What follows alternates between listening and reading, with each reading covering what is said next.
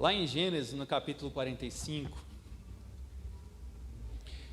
Gênesis 45, a história de José, aqui já é o desfecho da história, né? Quer dizer, o desfecho, mas um dos acontecimentos muito importantes da vida de José. E José sempre me encantou muito a história dele, sempre falou muito ao meu coração, desde quando eu tive contato com essa história, Deus sempre falou muito ao meu coração. As coisas que aconteceram na vida de José, sempre tempo passando, e todas as vezes que eu vinha para esse texto, para a história dele, sempre me consolou muito, sempre me encorajou muito, e eu quero poder pregar a respeito de José, né? E que Deus fale aos nossos corações nessa noite, em nome de Jesus. Agradeço a presença de todos aí, o pessoal da IBVA também está aí, gente que a gente ama muito. O pessoal da Salim está em peso, né? Eles vieram ter certeza que vocês vão me mandar. Já fala assim, ó, se não quiser, tem devolução, tem? Pode devolver? Já era, né? Mas olha só, diz assim: então José, não se podendo conter diante dos que estavam com ele, bradou: fazei sair todas da minha presença. E ninguém ficou com ele. Quando José se deu a conhecer aos seus irmãos, e levantou a voz em choro, de maneira que os egípcios o ouviam, e também a casa de Faraó, e disse a seus irmãos: eu sou José, vive ainda meu pai?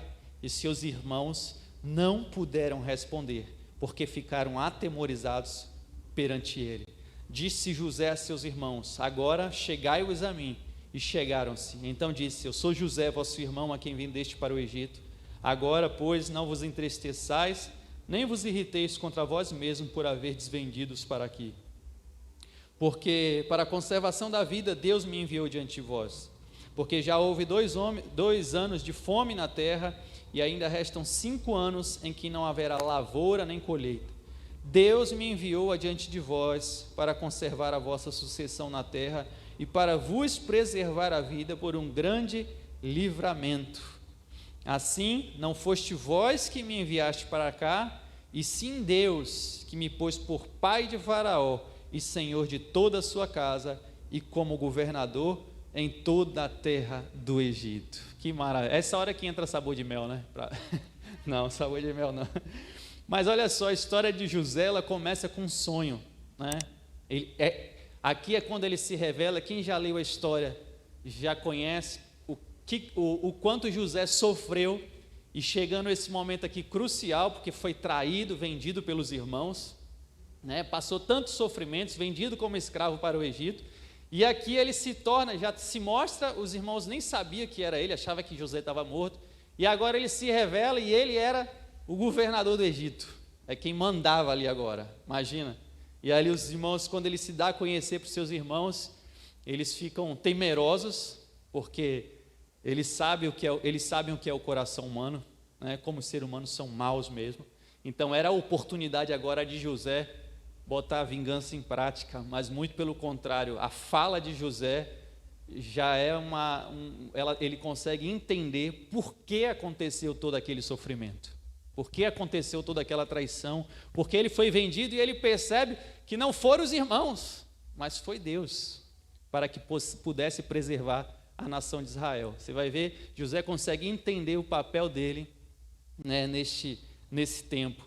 E ele começa, e a história de José, você conhece bem, começa com um sonho, né? Ele tem um sonho, e ele conta para os seus irmãos, está lá no capítulo 37, começa a história de José no capítulo 37, né? A partir do verso 1, eu não vou ler, até para a gente não tomar muito tempo, mas ele tem um sonho, e a interpretação do sonho era que o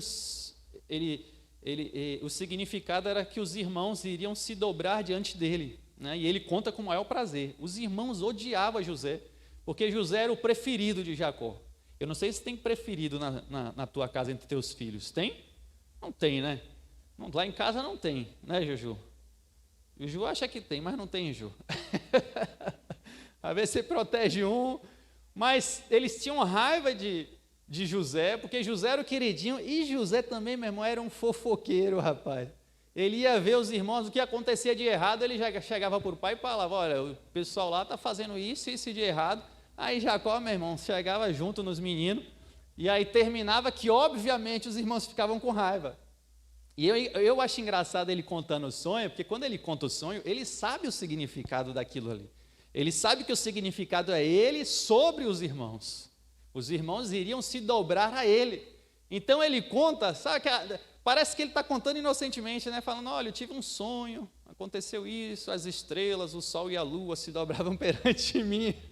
O pai tem que repreender ele e fala, rapaz, que negócio, que história é essa? Porque olha só, o sonho, o pastor estava, pregação passada falando sobre sonho, né? Que a gente tem que deixar entregar os nossos sonhos a Deus, né? Tem que haver uma entrega, e é verdade, porque todo o nosso sonho se assim pode se dizer, nossos sonhos são a nossa imagem e a nossa semelhança. E você, olha, imagina um menino de 16 anos, o coração como está desse garoto, José, ele começa a visualizar aquilo que Deus iria fazer com ele, e obviamente que ele era a peça central. Então, o orgulho enche o coração, e nós somos bastante, o nosso ego é muito inflado por causa do pecado, não é verdade? Né? Por pouca coisa a gente acha que a gente é alguma coisa. E você imagina José com esse sonho que ele teve, você imagina como não estava o coração inflado? Porque a gente não consegue, você está sonhando, você está olhando aquilo que Deus está te falando, aquilo que Deus está te mostrando, né? É colocado no nosso coração, mas nós temos limitações de visualização. A gente acha que está visualizando tudo, mas não estamos. É mais ou menos você tem algumas pistas daquilo que Deus quer para a tua vida. E eu percebo isso porque foi exatamente assim que aconteceu com a minha vida. Quando eu comecei a sonhar, quando Deus começou a colocar no meu coração a pregação da palavra, eu comecei a me apaixonar pela pregação. E eu lembro a primeira vez que eu preguei, na verdade eu nem preguei, né? Não se considera uma pregação. Eu acho que demorou assim mais ou menos um minuto e meio. Tremia demais, eu sempre falo isso aqui, me deram um microfone na mão, fala, vai lá e fala, e eu, meu Deus do céu, eu digo que na hora eu só pensava assim, se eu mexer o dedão do meu pé, o pessoal vai ver.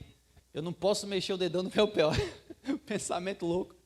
Mas a timidez era tamanha, e eu comecei a me lançar, e na verdade eu não gostava de dizer não para o meu líder, que na época, um dos líderes, meu querido amigo, hoje pastor Raimundo, né, que o homem também era grande, né, ele falava, vai fazer isso, eu não dizia não, falava, deixa eu obedecer esse homem, e me ajudou muito, me desafiou muito, eu comecei a falar, eu comecei a pregar, e começou a haver um desejo no meu coração de pregar, e eu ficava falando, Senhor, eu quero pregar,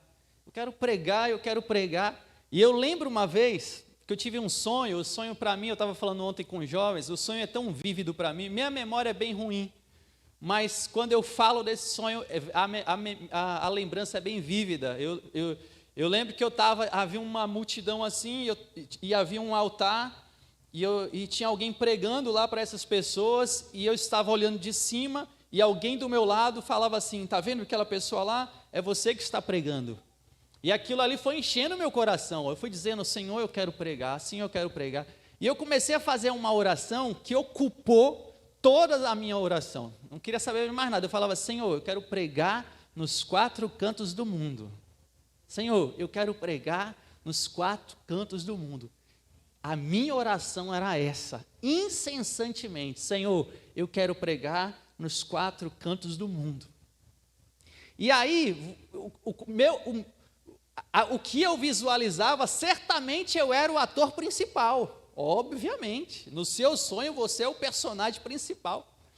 E aí eu percebi, na medida que a gente vai caminhando, que a gente vai tropeçando, não é verdade? Porque os tropeços fazem parte, como diz o escritor, né? Quando você tropeça e não cai, você dá um passo maior, né? Você aprende, então a gente vai tropeçando e aprendendo, que o centro da vida não somos nós.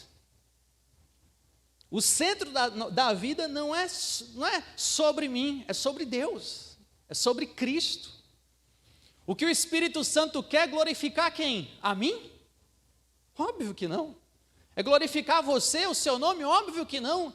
Porque o personagem central, a pessoa central é Cristo. Porque tudo foi feito por Ele, para Ele. E aí eu comecei a perceber, eu comecei a fazer uma avaliação, eu ficava, mas por que eu estou pedindo para pregar nos 4 cantos do mundo? Por que será que está acontecendo isso? Porque eu peço tanto isso.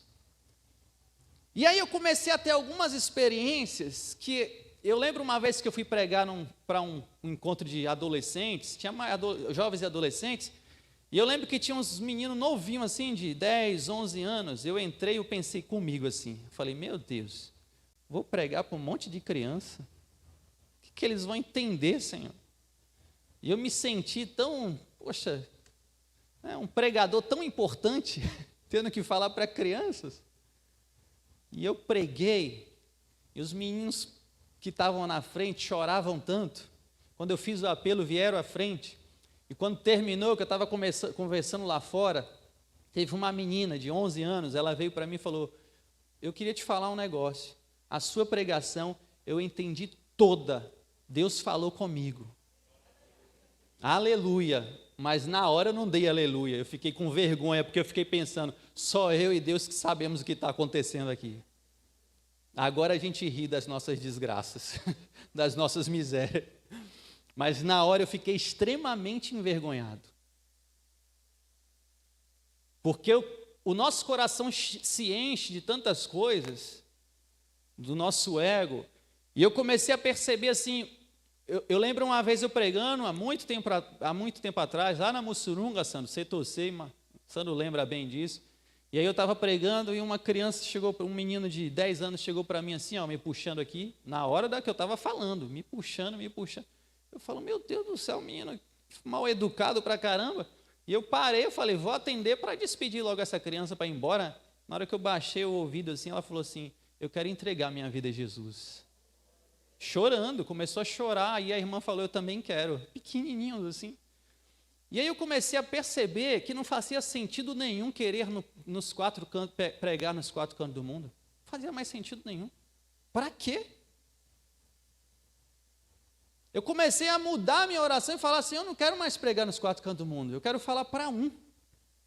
Porque o que interessa para Deus é tocar um coração. E é exatamente isso que eu aprendi na Igreja Batista do Jardim da Margarida. Não me interessa se tem 2 ou 2 milhões. Você tem que estar disponível para tocar o coração das pessoas, porque de fato é exatamente o que Deus quer. O instrumento ele não é importante. Se a gente deixar o violão aqui e ficar admirando ele, não tem sentido nenhum. Agora, quando alguém pega e toca belamente, como os meninos aqui tocando, estou até pensando em levar uns para Simões Filho. Quando toca, faz toda a diferença. Você fala, que som, que maravilhoso. O instrumento não tem importância nenhuma, pode ser o melhor instrumento do mundo, mas você larga ele sozinho, o que ele vai fazer? Assim somos nós na mão de Deus. E a gente começa a desejar coisas que a gente não tem noção nenhuma, porque José não tinha noção nenhuma daquilo que Deus queria para a vida dele. A gente começa a imaginar um monte de coisa, a gente começa a desenhar um monte de coisa, e eu fiz isso, eu desenhei um monte de coisa, no qual o personagem principal sou eu, e aí eu percebi que, na verdade, não é sobre mim, é sobre ele. Não é sobre nós. Eu não sou mais especial do que os outros. A gente às vezes fala, poxa, você é especial, você é especial, todo mundo é especial? É interessante esse paradoxo, porque parece que Deus nos trata de forma especial, não é verdade? Se eu falar para você, olha, você se sente especial diante de Deus? Você se sente, não é verdade? Mas se todo mundo é especial, então ninguém é especial. Mas porque o nosso relacionamento com Ele faz, a gente se engana achando que nós somos o centro de tudo. E não somos. E aí quando Deus quer usar e aquilo que Ele quer fazer, a gente não vai ter ideia de como Ele vai fazer. E aí começa todo o processo na vida de José, porque ele achava simplesmente que Deus ia colocar ele no palco, o público lá ia aplaudir ele, e Deus não ia fazer isso, porque a intenção não era tornar José mais importante que os outros. A intenção era Deus usar a vida de José para abençoar outras pessoas. O instrumento não importa, ele poderia escolher qualquer outro, mas ele quis escolher José.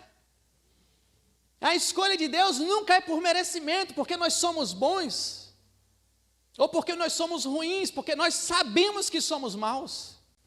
Quando falam para Jesus, ó bom mestre, por que está me chamando de bom? Só há um bom. Quem é bom?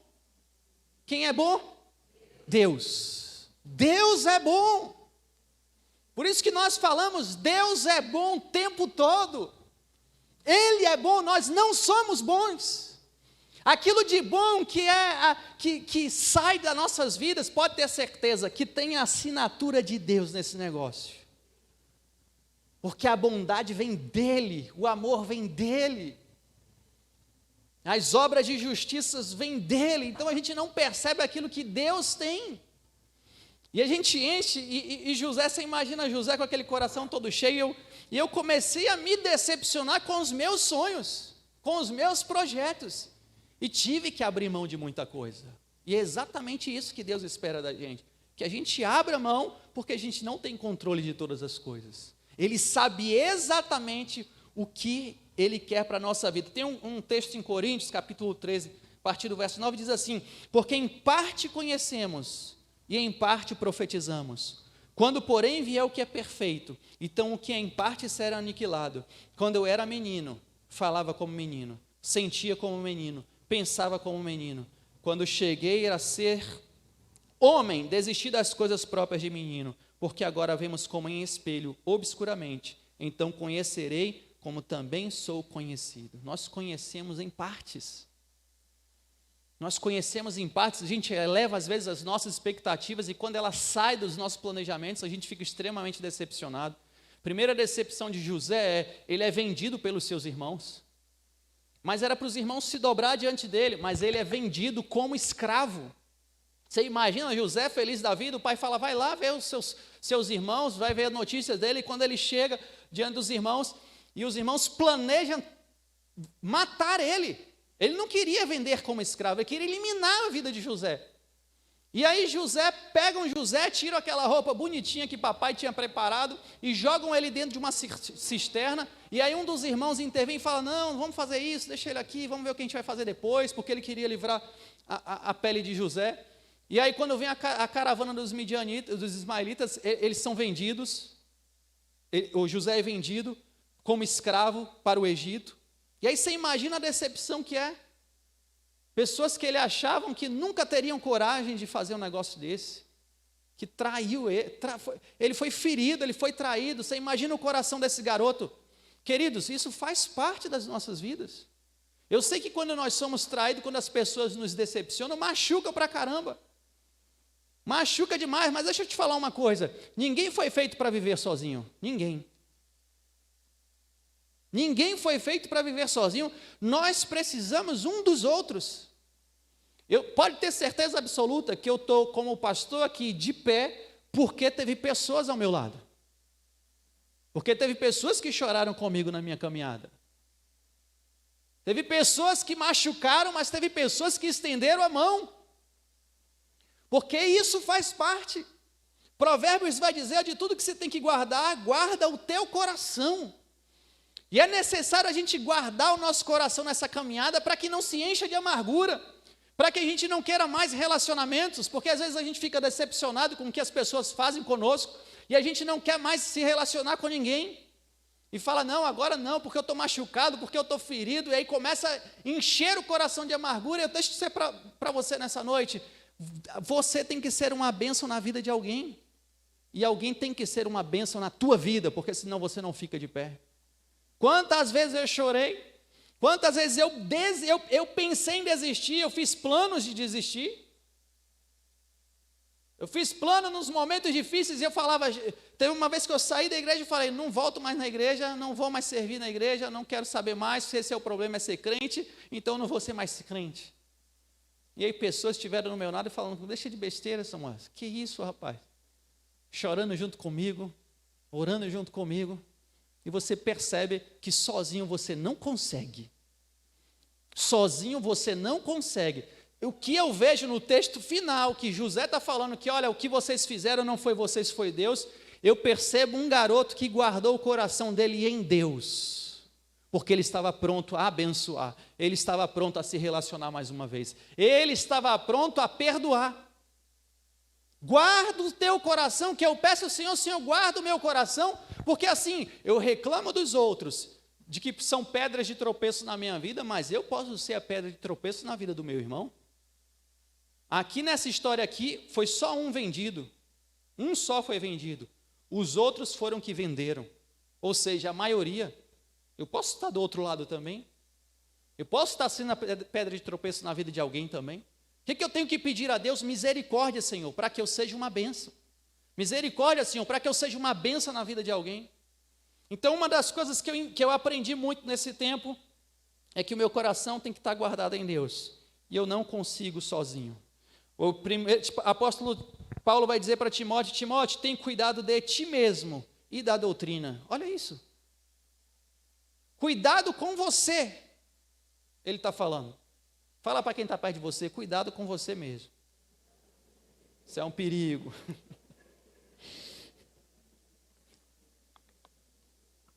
Ele vai dizer, tem cuidado de ti mesmo e da doutrina, continua nesses deveres, porque fazendo assim, salvará tanto a ti mesmo, quanto aos teus ouvintes. Qual é o perigo? Sou eu aqui. Eu lembro uma vez que o pastor pegou a palavra e falou assim, não sei se foi na EBD, não sei que horas foi, mas ele fez assim, irmão, vocês não têm medo de mim, não?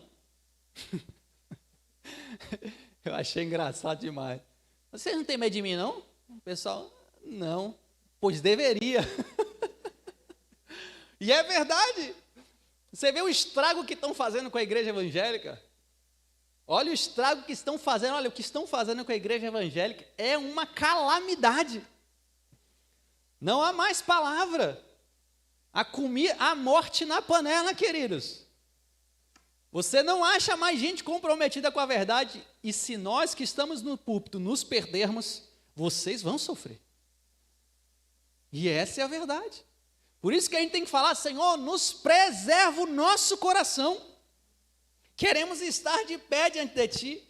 E aí José segue, vendido como escravo, coração guardado em Deus.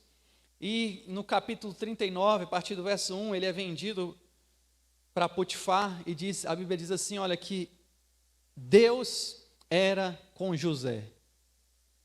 Deus era com José. Meu irmão, se Deus não for conosco, a gente não consegue ir para lugar nenhum. Você imagina que ele era um escravo, você poderia falar para ele assim, ó, se você conhecesse José, você poderia dizer para ele assim, ó José, tem alguma coisa errada na tua vida. Porque, meu irmão, falido, escravo, todo arrebentado, traído pelos seus familiares. Imagina José dando testemunho. Não ia nem dar para fazer uma propaganda da prosperidade, né? Está destruído o homem. Mas a Bíblia diz assim, o Senhor era com José. É isso que interessa. Porque às vezes a circunstância que a gente está vivendo fica determinando se Deus está ou não está. Às vezes quando o cara tem muito dinheiro, olha, um homem que Deus abençoou. Não é assim que fizeram com os amigos de Jó? Jó estava numa miséria terrível, meu irmão, um enfermo, doente. Os amigos falaram, olha Jó, eu acho que tem algum pecado escondido aí em você. Pecado oculto. Pecado oculto mesmo. Eu lembro quando as pessoas falavam assim, olha, você tem que confessar os pecados ocultos. Eu falei, oculto? Se está oculto, larga lá, meu irmão. Eu nem sei o que é. Os pecados são conhecidos diante de mim. É exatamente esses que eu tenho que confessar. Não é o que eu não sei. Confessar o quê? Nem sei. E a Bíblia diz que o Senhor era com José, independente das circunstâncias. E eu percebo, queridos, que durante esse tempo inteiro, diante das circunstâncias, meu irmão, Deus sempre foi conosco. Deus sempre foi comigo. Nos momentos mais difíceis, nos momentos da quebradeira, eu pude perceber a presença de Deus e exatamente o que tem que acontecer na nossa vida. Deus está conosco independente das circunstâncias. Não é porque o cara tem dinheiro que ele é abençoado por Deus, ou que não tem dinheiro e é abençoado por Deus. Você imagina um homem devendo a sua própria vida, todo endividado, todo enrolado, e a Deus consegue abençoar o homem ali naquela situação, Deus pode te abençoar onde você está. Deus pode te abençoar na circunstância que você está vivendo. E é exatamente isso que eu aprendo com José, e é exatamente isso que eu vi na minha vida. Eu percebi a presença de Deus, e não por mérito algum, mas por pura graça. Porque às vezes a gente duvida da escolha de Deus, não é verdade? Outro dia eu fiquei assim com uma sensação, eu falei, eu acho que Deus me escolheu sem querer. Sabe aqueles negócios dos history que você, quando aperta acontece a escolha, às vezes você aperta sem querer, né? Naquelas pesquisazinhas assim, 4 opções, né, Eriquinha? Você apertou sem querer. Eu fiquei pensando, ô Senhor, será que na hora estava passando meu nome, o Senhor deu apertou sem querer? Por causa da situação que a gente está vivendo, a gente acha, pô, Deus não está me ouvindo. Poxa, Senhor, por que o Senhor me escolheu? Se eu estou passando por isso, porque o Senhor me escolheu, você está passando por essa situação, meu irmão, não interessa a situação que você está vivendo, Deus é com você, Deus é contigo. E assim a gente aprende com José. Eu gosto em Atos capítulo 23, versículo 11, que diz, na noite seguinte o Senhor, pondo-se ao lado dele, disse, coragem, pois do modo porque deste testemunho ao meu respeito em Jerusalém, assim importa que também faça em Roma. Imagina o apóstolo Paulo sofrendo perseguições, Deus aparece para ele, se coloca do seu lado e diz, tenha coragem. Olha, você precisa mais de alguma coisa? Você precisa de uma conta bancária estourando? Você precisa de sucesso desse mundo? Você só precisa que ele esteja do seu lado dizendo, meu filho, coragem, coragem, tenha coragem. Fala para quem está do seu lado, meu irmão, tenha coragem. E aí no capítulo 4, já para terminar minha pregação, para não tomar mais tempo, diz assim, olha, no capítulo 40 de José também, que me chama a atenção, é quando ele está lá, ele já foi assediado pela mulher de Potifar, foi jogado no calabouço do rei, e desceu mais baixo ainda, né? O que não poderia dar mais errado, deu mais errado. Aquilo que eu mais temi me aconteceu. Já aconteceu isso com você? Aquilo que eu mais temi, já falo, aquilo que eu mais temi me aconteceu. Às vezes acontece nessa vida, exatamente essas situações. E José vai parar no calabouço, e aí diz que José, Deus estava com ele, Deus abençoou esse homem, José ficava com a chave da cadeia. Ele poderia até fugir, né? Se ele quisesse. Ele estava com a chave e disse que quem tomava conta ali deixava sobre a responsabilidade de José, de tão presença de Deus que havia sobre a vida de José, as pessoas confiavam nele, e disse que ele estava passeando num dia e ele vê o copeiro e o padeiro. Tinham sido jogados também lá na prisão, e aí José passa e vê que eles estavam tristes, e diz assim, mas por que vocês estão tristes assim? E eu acho fantástico essa posição de José. Porque José, você não vai encontrar um homem amargurado, você vai encontrar um homem disposto a servir. Servir, queridos, é uma oportunidade que Deus está nos dando. Servir a Deus é uma grande oportunidade que muitos estão perdendo. Tem muita gente perdendo uma grande riqueza que é servir a Deus. José está atento. Ele está atento, ele está disposto a servir, porque ele sabe da preciosidade que é. Ele sabe da oportunidade que Deus está dando a ele. Ele fala assim, o que vocês estão? O que está acontecendo? Porque é exatamente isso. Eu olho para essa igreja e tudo aquilo que eu aprendi, a riqueza que era. Quando falam, você sempre estava pronto a servir, estava, obviamente. Como eu vou jogar fora essa grande oportunidade? Quando fala, tem que ir não sei aonde, vou, tem que ir no presídio, eu vou, tem que ir não sei aonde, eu vou. Porque é uma grande oportunidade. Tem escola bíblica dominical, eu quero escutar. Tem o culto, o pastor vai estar pregando, eu vou sentar ali, eu vou ouvir, eu vou trazer para o meu coração, porque eu sei a riqueza que ele está derramando, e às vezes a gente não dá o valor devido à oportunidade que Deus está nos dando. A sabedoria está gritando nas praças, no muro, clamando, e às vezes a gente está com o ouvido tapado, a gente não presta atenção, porque a gente está mais interessado em resolver os nossos problemas do que sermos usados por Deus. Esses anos todos, 23, 24 anos que eu estou aqui, eu pude perceber, o Senhor está me dando uma grande oportunidade e eu quero abraçar ela cada vez mais. Deus está te dando uma grande oportunidade. abrace, sirva, esteja disposto, abandone esse espírito de meu Deus, eu não posso nada, eu não sei nada, eu não devo nada, eu não sei. Abandone esse espírito de murmuração, de choramingo diante de Deus. Quando quer chorar, vai lá para o teu quarto, chora mesmo, se derrama, mas quando sair, saia disposto a ser usado por Deus. Quer reclamar, quer falar, vai lá para o seu quarto, se dobra, reclama, fala, Deus é isso e aquilo, se ajeita suas contas lá, mas quando sair, saia para servir, porque é uma grande oportunidade que Deus está nos dando, não é para qualquer um. Muitos são chamados, mas poucos escolhidos. Quando tiver a oportunidade, abrace, porque José abraçou. E quando ele abraçou, você sabe muito bem da história, que o copeiro e o padeiro foi o passe para José se tornar governador do Egito. Olha isso. Os caras estavam lá naquele calabouço, ninguém dava importância nenhuma, mas José falou, Deus está aqui, então eu também estou. E aqueles homens foram um passaporte para José chegar onde chegou.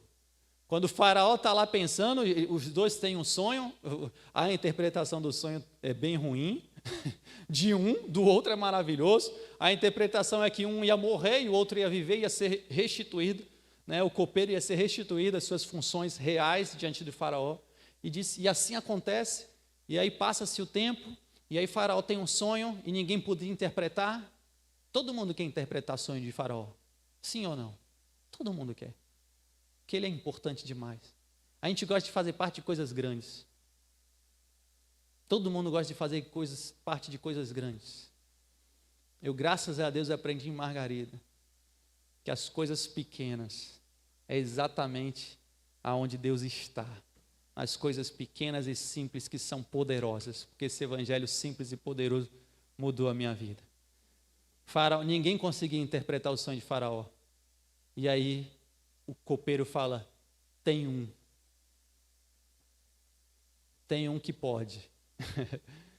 Tem um que pode. Chama esse homem, chama esse escravo, chama esse prisioneiro. E aí ele chega diante de Faraó, e Faraó diz, mas você que interpreta, ele fala, não sou eu não, é ele. Se ele falar, eu posso falar para você.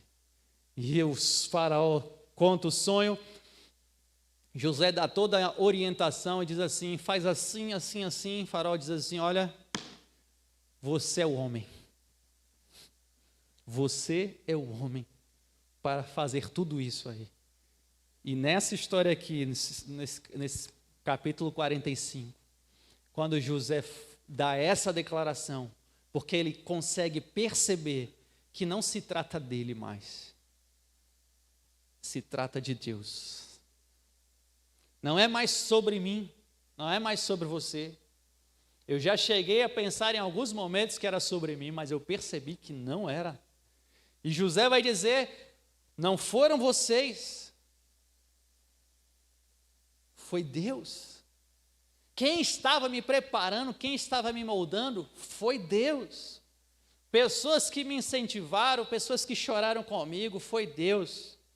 Pessoas que se colocaram contra, pessoas que criticaram, pessoas que acharam ruim, foi Deus. Para moldar, para que a gente possa sempre estar capacitado quando a gente entrar na promessa dEle. Quando Ele realizar os sonhos que Ele tem para as nossas vidas. Que não é para somente nos abençoar, é para abençoar as pessoas. É para que a gente possa levar o nome dEle. É para que a gente possa glorificar o nome dEle sempre. A glória de Deus, queridos, ela é intocável. Eu não me importo mais se eu vou pregar fora do Brasil ou não, isso não me interessa mais. Mas eu quero sempre poder ter a oportunidade de servir a Deus aonde Ele me enviar. Então que a gente possa nessa noite nunca esquecer isso, nunca perder essa oportunidade Servir ao Senhor é um privilégio para poucos. Abrace cada vez mais. Eu tive a grata satisfação de poder abraçar nessa igreja. Eu aprendi com cada história, com cada testemunho. Aqui eu tive pais, mães, tio, irmãos. Tive momentos maravilhosos, tive momentos difíceis. Mas olha, eu posso te dizer absolutamente, Deus estava presente em todo o tempo, moldando a minha vida. Deus estava moldando a minha, eu tenho certeza que Ele vai continuar fazendo isso. Ele vai continuar trabalhando em nós, Ele vai continuar trabalhando através de nós, porque o reino é o reino de Deus. Nós estamos aqui, a igreja reunida, nós estamos lutando por Ele. É por Ele que nós nos movemos, é por Ele que nós falamos, e é por Ele que nós servimos, que você possa servir ao Senhor.